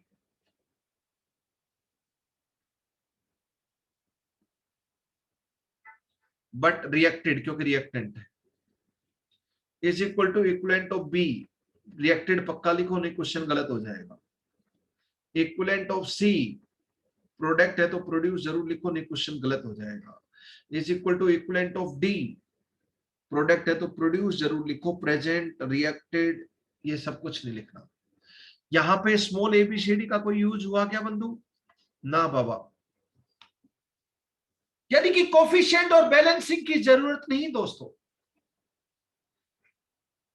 अब बिल्कुल वही चीज, अब मोल कॉन्सेप्ट से हमने कोरिलेशन कर लिया तो इक्विवेलेंट कॉन्सेप्ट के ऊपर हम फटाक देसी आ जाएंगे। मोल कॉन्सेप्ट से स्टोइकियोमेट्री के क्वेश्चन करने के लिए मोल मोल रिलेशनशिप या यूनिटरी मेथड या थ्री लाइनर अप्रोच 3 तरीके देखे थे, पर मोल मोल रिलेशनशिप देखा था आपने, खूब यूज किया था। जब उसी न्यूमेरिकल को इक्विवेलेंट कॉन्सेप्ट से करोगे तो आप इक्विवेलेंट इक्विवेलेंट रिलेशनशिप देखोगे। यहां पे कोई थ्री लाइनर अप्रोच नहीं है, यहाँ पे कोई यूनिटरी मेथड नहीं है। वहां पे मोल मोल रिलेशनशिप देखा, यहाँ पे इक्विवेलेंट इक्विवेलेंट रिलेशनशिप देखोगे। वो मोल कॉन्सेप्ट की दुनिया की चीज थी, इक्विवेलेंट कॉन्सेप्ट की दुनिया की चीज है। बल्ले बल्ले, कछु ना है, कछु नहीं, simple. Equivalent of any reactant reacted is equal to, अगर ए के 10 इक्विवेलेंट रिएक्ट होंगे तो बी के भी 10 इक्विवेलेंट रिएक्ट होंगे, सी के 10 इक्विवेलेंट प्रोड्यूस होंगे और डी के भी 10 इक्विवेलेंट प्रोड्यूस होंगे। इससे सिंपल केमिस्ट्री, इससे सिंपल साइंस दुनिया में कहां हो सकती है? नहीं हो सकती। सबके इक्विवेलेंट बराबर कर दो। पर पता है, राजस्थानी में बोला जाता है, हम लोग ना सियाने नहीं, 1.5 सियाने बन जाते हैं। मतलब हद से ज्यादा उसी चीज को कहीं पे भी चिपकाने की, अप्लाई करने की कोशिश करते हैं। Everything is with limitations, reacted और प्रोड्यूस एक लिमिटेशन ही है, उसका ध्यान नहीं रखोगे क्वेश्चन गलत हो जाएगा। मोल मोल रिलेशनशिप में मोल ऑफ रिएक्टेंट रिएक्टेड और मोल ऑफ प्रोडक्ट प्रोड्यूस, ना कि मोल प्रेजेंट। मोल की जगह मिली मोल भी यूज कर सकते हो। यहां पर इक्विवेलेंट लॉ ऑफ इक्विवेलेंस में यही लॉ ऑफ इक्विवेलेंस है, इक्विवेलेंट यही लॉ ऑफ इक्विवेलेंस है।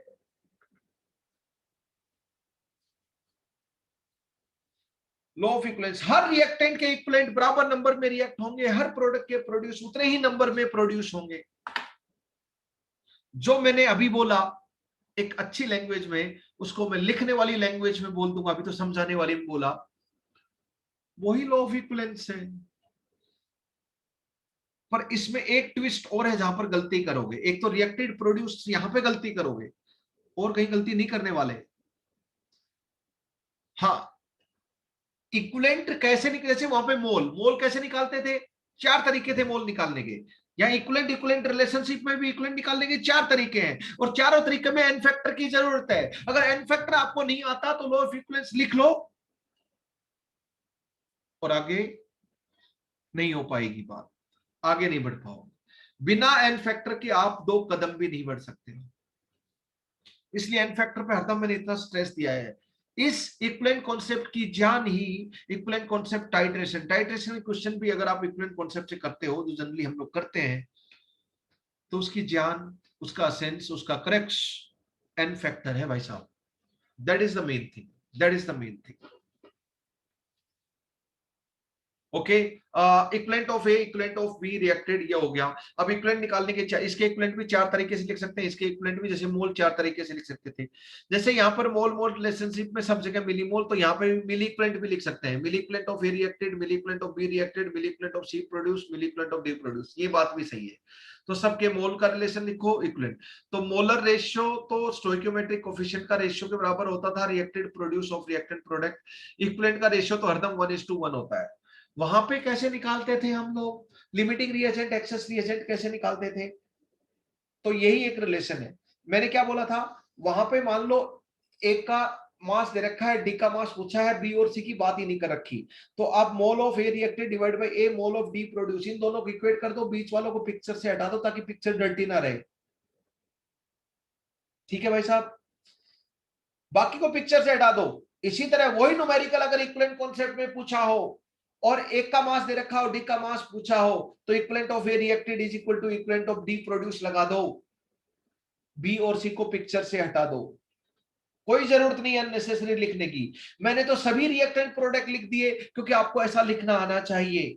हाँ, हो सकता है जैसे रेडॉक्स रिएक्शन में एक ऑक्सीडाइजिंग एजेंट है ए और बी रेड्यूसिंग एजेंट है, तो ऑक्सीडाइजिंग एजेंट और रेड्यूसिंग एजेंट के बारे में ही टाइट्रेशन में, रिडॉक्स टाइट्रेशन में 90% क्वेश्चन एक के बारे में इंफॉर्मेशन दी हुई होती है, दूसरे के बारे में इंफॉर्मेशन पूछी होती है, मास, वॉल्यूम, मोल, इक्विवेलेंट, कुछ तो दिए कुछ तो पूछे रहते हैं। तो मुझे सीओडी की जरूरत नहीं है। फिर इक्विवेलेंट ऑफ रिडॉक्स रिएक्शन में तो 90-95% एक ही इक्वेशन लिखोगे, Equivalent of oxidant reacted is equal to equivalent of reductant reacted. Equivalents of oxidizing agent reacted is equal to equivalents of reducing agent reacted. Acid base titration, acid base neutralization reaction में एक ही equation लिखोगे जो reactant होते हैं. Equivalent of acid reacted is equal to equivalent of base reacted, या milli equivalent of acid reacted is equal to milli equivalent of base reacted. क्योंकि salt कितना बना इसके बारे में क्वेश्चन जनरली पूछे नहीं जाते हैं, इसलिए जरूरत नहीं पड़ती है. तो acid base titration, acid base reaction में equivalent of acid reacted is equal to equivalent of base reacted word की इज्जत करना. अब मैं दूसरी गलती, एक गलती तो रिएक्टेड और प्रोड्यूस में करूंगा, दूसरा फॉर ए पर्टिकुलर रिएक्शन. अब इंपॉर्टेंट वर्ड आया, पर्टिकुलर रिएक्शन. अरे भाई साहब, यहां पे डी प्रोड्यूस हुआ, वो डी किसी के साथ रिएक्ट किया, मान लो ई के साथ रिएक्ट किया, एफ के साथ रिएक्ट किया और जी बना और एच बना. तो मैं पूछता हूं ए के इतने मोल रिएक्ट हुए तो एच के कितने मोल प्रोड्यूस होंगे. मैंने इसके बारे में इंफॉर्मेशन दी, इसके बारे में.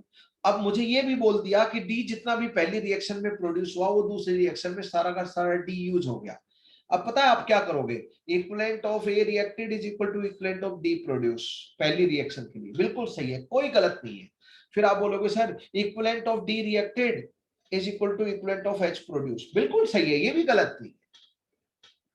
लेकिन अगर आप ऐसा करते हो, इक्विवेलेंट ऑफ ए रिएक्टेड, इसके जितने भी मोल प्रोड्यूस हुए सारे के सारे यहाँ कंज्यूम हुए, इसके जितना भी मास प्रोड्यूस हुआ उतना सारा का सारा दूसरी रिएक्शन में कंज्यूम हुआ, इसमें कोई दो राय नहीं, रत्ती भर भी डी नहीं बचा, दूसरी रिएक्शन में पूरा कंज्यूम हो गया. फिर भी अगर आप ऐसा लिखते हो equivalent of A reacted is equal to equivalent of H produce, तो आप गलत हो,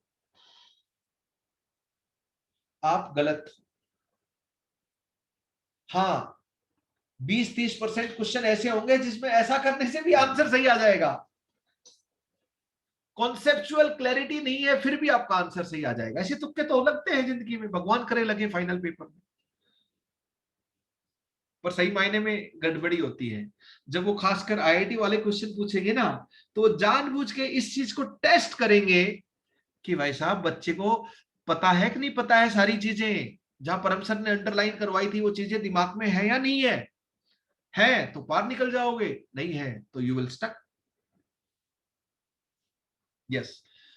अब ऐसा क्यों है मैं समझाऊंगा आपको. क्यों equivalent of A reacted is equal to equivalent of H produce in second reaction बराबर हरदम नहीं है, कभी बराबर है कभी नहीं है. बराबर कब है, इसका एन फैक्टर, एक केमिकल स्पीशीज का एन फैक्टर एक रिएक्शन में एक वैल्यू होती है, दूसरी रिएक्शन में वो भी हो सकती है, अलग भी हो सकती है. यहाँ पे इसका एन फैक्टर n1 है फॉर एग्जांपल, यहाँ पे इसका एन फैक्टर n1 है, तो बात चंगी है. Equivalent of A reacted is equal to equivalent of H produce लगाओगे तो आपका आंसर सही आ जाएगा. लेकिन यहाँ पे n1 है और यहाँ पे इसका एन फैक्टर n2 है, तब अगर आपने लगा दिया भाई साहब equivalent of A reacted is equal to equivalent of H produce in second reaction, तो आपका आंसर गलत आ जाएगा. अगर आपने कैलकुलेशन सही की, आंसर तो ऐसे भी सही आ जाता है, कॉन्सेप्ट गलत, कैलकुलेशन गलत, लेकिन आंसर ठीक. दो गलतियों से भी, दो चार गलतियों के मिलके भी कभी कभी सही आंसर आ जाता है. ऐसा कमाल भी होता है, लक साथ देते हो ना, मिस्टेक हो पर सही के लिए. खैर, आप समझ गए मेरी बात. तो for a particular reaction he reactant product के इक्विवेलेंट इक्वल करने हैं. अब एक क्लास काम की चीज, उसके बाद आप अपनी जर्नी बहुत आगे से बढ़ा सकते हो लॉ ऑफ इक्विवेलेंस को यूज करते हुए. इक्विवेलेंट निकालने के 4 तरीके, जिस तरह मोल निकालने के 4 तरीके केमिस्ट्री में पूरे 2 साल तक इक्विवेलेंट निकालने के 4 तरीकों से गेम खेलोगे, मोल निकालने के 4 तरीके से गेम आपने खेला, इक्विवेलेंट निकालने के भी 4 तरीके मैं आपको बता रहा हूं. पहला, एबीसीडी के इक्विवेलेंट कैसे लिखोगे. फर्स्ट, अगर मोल दे रखे हो तो mole multiplied by N factor is equal to equivalent. Mole निकालने के 4 तरीके आपको आते हैं, उनसे मोल निकाल लो. आप दिमाग ही मत लगाओ, बस एन फैक्टर आना चाहिए, इक्विवेलेंट्स आ जाएंगे आपके भाग भाग के. तो मोल पता है. अब मैं बोलूंगा यहां पर मिली इक्विवेलेंट, तो यहां पे मिली मोल बोल देना भाई साहब आप, एन फैक्टर. किसी भी केमिकल स्पीशीज के मोल को उसी केमिकल स्पीशीज के एन फैक्टर से मल्टीप्लाई करोगे तो इक्विवेलेंट. तो ये पर्टिकुलर रिएक्शन के नीचे अंडरलाइन कर लेना, एक रिएक्शन के इक्विवेलेंट रिएक्टेंट प्रोडक्ट के रिएक्टेंट प्रोड्यूस इक्वल करोगे, किसी भी 2 रिएक्शन के नहीं करोगे. दूसरा बताओ, एन क्या था बच्चों, W/M. ये मोलर मास है, इसकी जगह पर क्या आ गया, इक्विवेलेंट कांस्टेंट पे इक्विवेलेंट मास आ गया, मोल की जगह क्या आ गया, इक्विवेलेंट। वो याद है तो ये अपने आप याद हो गया, चट मंगनी पट पिया। डब्लू वेट तो है ही, मोलर मास की जगह इक्विवेलेंट मास, तो मोल की जगह इक्विवेलेंट। जब वेट दे रखा हो, पूछा हो, तो इसका यूज करें। जब वेट दे रखा हो या पूछा हो तो आप W/M, इसका ग्राम पर इक्विवेलेंट यूनिट है, इसका ऊपर का ग्राम होना चाहिए, और ये ग्राम इक्विवेलेंट और इक्विवेलेंट आ जाएंगे। इक्विवेलेंट डब्लू और इक्विवेलेंट वेट तीनों एक ही एटम, एक ही आयन, एक ही मॉलिक्यूल के होने चाहिए, जैसे NWM में था, सेम फंडा, मुझे कुछ एक्स्ट्रा बताने की जरूरत नहीं है। तीसरा बताओ, अब मैं, ये तो जनरलाइज है, कभी भी यूज कर सकते हो, कभी भी, किसी भी सॉलिड, किसी भी लिक्विड, किसी भी गैस के लिए, ठीक है। वहां पर भी मोल निकालने का W/M, और मोल निकालने का number of particle divide by Na। ये सॉलिड, लिक्विड, गैस किसी के लिए भी यूज कर सकते थे मोल निकालने के दो तरीके। और तीसरा और चौथा सॉल्यूशन और आइडियल गैस के लिए है। यहाँ तीसरा क्या था, सॉल्यूशन के लिए था क्या, molarity of solution multiply volume in litre of solution. ये सिर्फ सॉल्यूशन के लिए था। मोल की बजाय इक्विवेलेंट आ जाएंगे, तो मोलरिटी की बजाय नॉर्मलिटी आ जाएगी, तो equivalent of solute, B solute, अब तो आदत पड़ गई होगी, molarity of solution of that solute multiplied by volume in litre, इससे आ जाएगा आपका, ठीक है। तो इसी के पैरेलल पर ये किसके लिए यूज करोगे, ओनली फॉर सॉल्यूशंस। ये फॉर्मूला कभी भी नहीं चिपकाओगे। यहां पे मोल निकालने के कहा था, volume in litre at STP divide by standard molar volume, वो कितना था, 22.4 लीटर स्टैंडर्ड मोलर वॉल्यूम। यहाँ पे क्या हो जाएगा, equivalent of gas, ideal gas, volume in litre at STP और NTP divide by standard equivalent volume.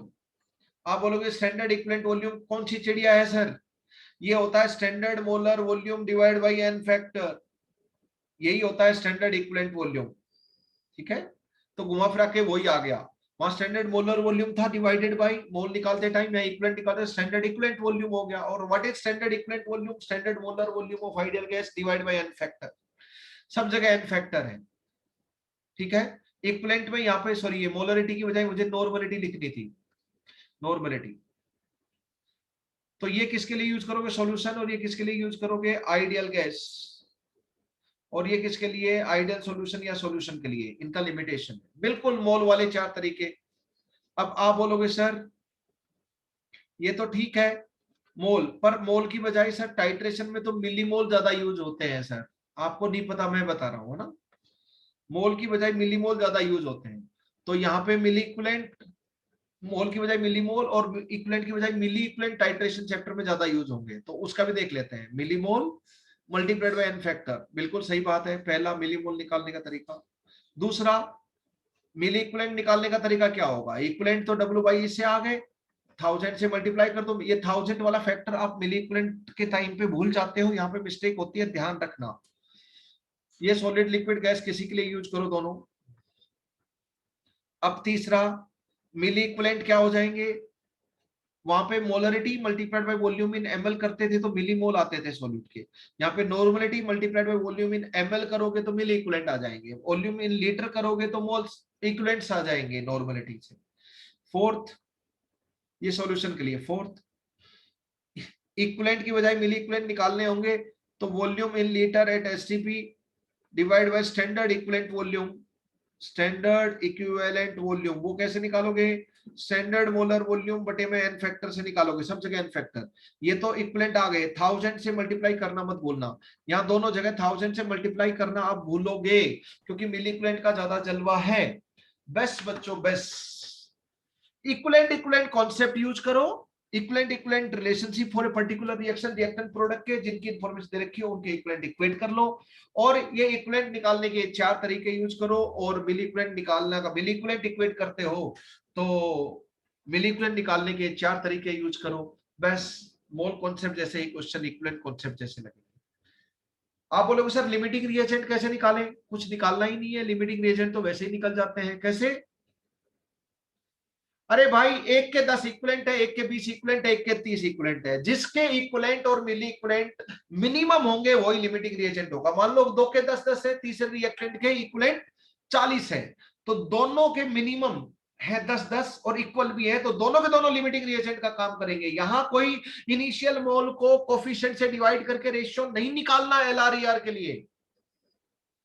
तो how to determine limiting reagent and excess reagent in case of reaction having multiple reactant using equivalent concept?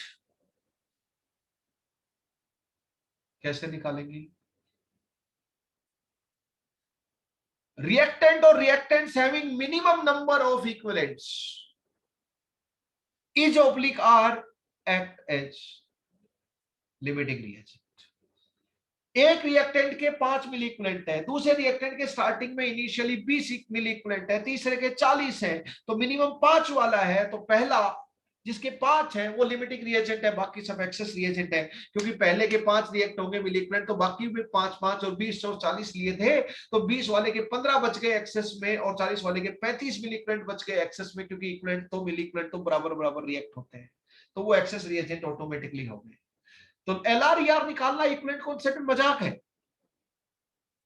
बस एक बार आप equivalent मिली equivalent तो निकालो और फिर law of equivalence में यूज करो for a particular reaction, that's all. Now we can play the game of equivalent concept easily.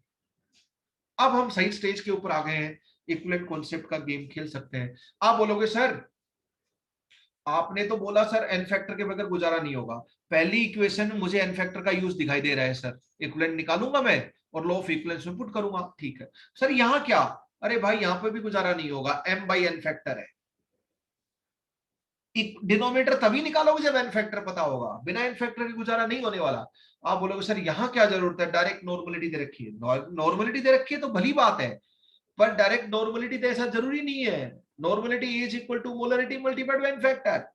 Formula number 3 में भी एन फैक्टर के बगैर गुजारा नहीं, हाँ गुजारा है अगर डायरेक्टली नॉर्मलिटी दे रखी है तो। सर इधर इधर तो देख लो, standard molar volume divide by N factor से स्टैंडर्ड इक्विवेलेंट वॉल्यूम निकला। आप तो एक काम कर दो, आप इन तीनों फॉर्मूला को यूज ही मत करो। पहला वाला रामबाण है, this is the panacea. Do you know this word of this? Panacea is hypothetical medicine which cure all type of diseases। कभी आप किसी फार्मासिस्ट और ड्रगिस्ट के दुकान के ऊपर चले जाएं और पूछें कि परम सर ने बोला था P फॉर परम, P फॉर पेनासिया, ये दे दो भाई साहब पेनासिया, उठे तो ना मिले, you can't get it because this is a hypothetical medicine. सारे मेडिकल स्टोर बंद हो जाए अगर ये बात सच हो तो, ऐसा नहीं होता। But this is a term, a key one stop solution of all worries के लिए हम इंग्लिश में टर्म यूज करते हैं पेनासिया, है ना। सारी प्रॉब्लम खत्म, एक panacea, this is the ultimate thing, है ना। उसके लिए हम लोग यूज करते हैं। नोवेल वोल पढ़ोगे आप, जो इंजीनियरिंग में जाके आपको पढ़ना है, मेडिकल कॉलेज में अभी नहीं पढ़ना, या 6th 7th 8th में पढ़ना था, that was the right time to improve your English. अभी नहीं, 11th 12th में सिर्फ साइंस पढ़ना है आपको। कभी बोलो सर ने बोला था, बड़ा इंटरेस्ट आता है जब फिजिक्स केमिस्ट्री मैथ बायो पढ़नी है, तो नोवेल में इंटरेस्ट अपने आप ही आता है, इसमें कोई दो राय नहीं। तो उसमें अभी this is not the right time. Param sir बोलते हैं right things at right time make you successful.